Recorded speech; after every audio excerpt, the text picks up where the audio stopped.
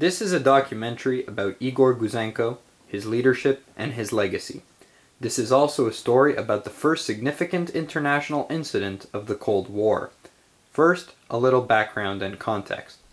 As the economic depression of the 1930s deepened, liberal democracies were challenged by the ideological extremes of fascism and communism.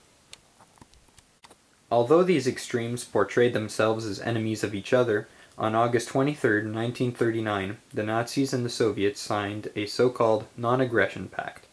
The pact included secret protocols relating to the division of Poland. On September 1, 1939, Germany invaded Poland from the west and World War II began. On September 17th, the Soviet Union invaded Poland from the east, and the two collaborating partners split Poland between them. 2 years later, on June 22, 1941, Germany attacked the Soviet Union. From that moment, the Soviet Union was involved in a common struggle with the Western Allies to defeat Hitler. At the end of 1942, Canada and the USSR agreed to exchange diplomatic missions. The Soviets established their mission in Ottawa in the spring of 1943. One Soviet official to arrive in June 1943 was Igor Gouzenko. His wife Svetlana joined him in October, and soon their son was born.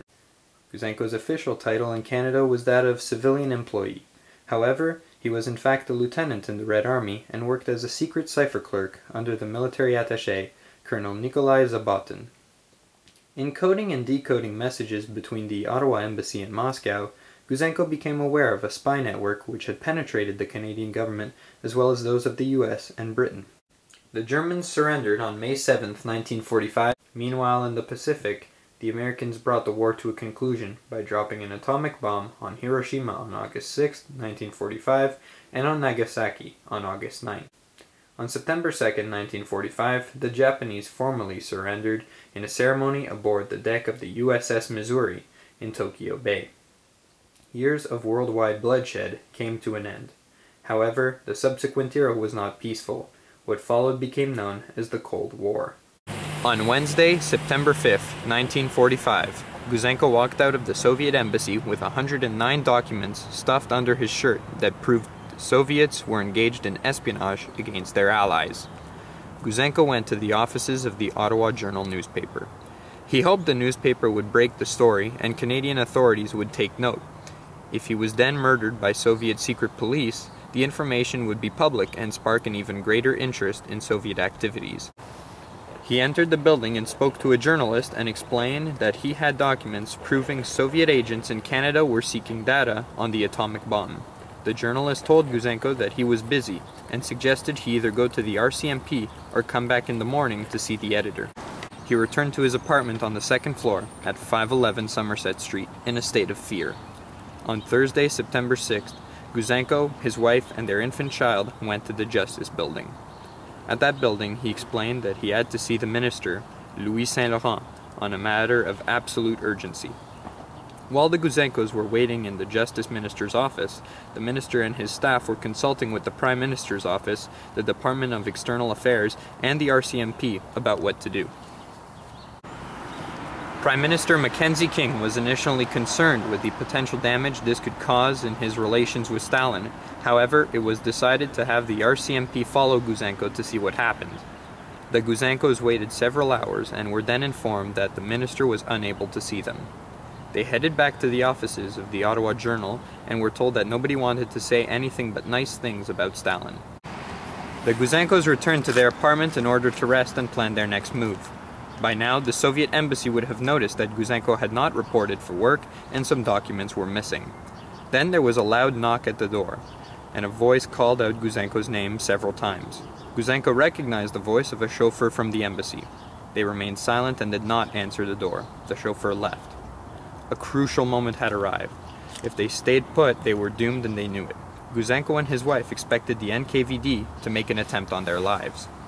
They approached a neighbor in an apartment across the hall. The lady in the apartment indicated that the Gouzenkos could stay with her for the night. During that night, 4 NKVD officers from the embassy came to the building and knocked on Gouzenko's apartment door. Gouzenko looked through the keyhole and saw them breaking open the door. They entered the apartment and closed the door behind them. Gouzenko's neighbor called the city police to inform them that someone was breaking into the apartment. Two city policemen then appeared and confronted the four men in the act of rifling through Gouzenko's apartment. There was a tense discussion, and the Soviets left. The NKVD's breaking into Gouzenko's apartment convinced the Canadian authorities that Gouzenko had an important story to tell. The next morning, a police officer came to the apartment where the Gouzenkos were staying and told them that the RCMP would like to have a talk with him at the Justice Building. On the centenary of the RCMP in 1973, former Deputy Commissioner William Kelly and his wife Nora wrote a book about its history. The opening sentence to a chapter about Soviet espionage reads, "Probably the most important investigation in the history of the force, and consequently in the history of Canada, began in Ottawa on September 7, 1945. The government kept the whole matter secret, although Mackenzie King traveled to Washington and London to inform President Truman and Prime Minister Attlee and warned them about Soviet activities. The American news media broke the story in February 1946. Questions were raised about what happened and what the government was going to do about it.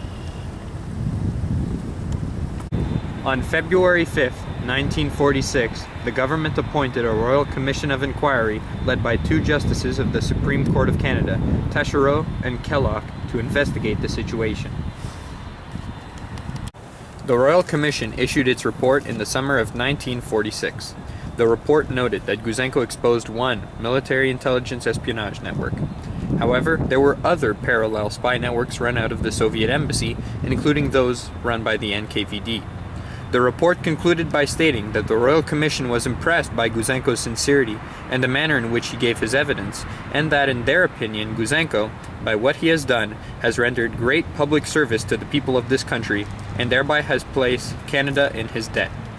Gouzenko's evidence and the work of the Royal Commission led to the prosecution of 20 alleged spies, including Dr. Alan Nunn May, the first of the atom bomb spies to be caught, and Fred Rose, a member of Parliament.